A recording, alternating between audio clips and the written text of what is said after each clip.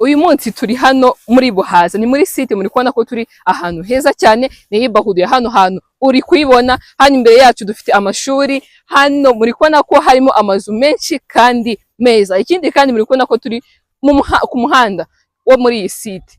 Tubazaniye rero ikibanza Kigali, ni ikibanza noneho kiri no ku mafaranga makeya cyane. Ni iki ngiki kirimo ibijumba, muri kubona ko ni ikibanza Kigali. Muri kubona ukuntu kije guturuka hano kuri bino ruzitiro rw'amabuye, ukagenda ukagera hariya haruguru, ukongera ugakata, ukongera n'ubuso burenga 250. Muri kubona ko ni ikibanza Kigali, ni ikibanza kiri n'ahantu heza cyane.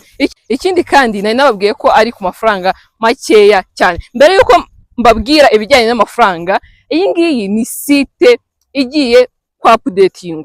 Bino bibanza byose muri kubona byaraguzwe, iki ngiki nicyo cyari gisigaye.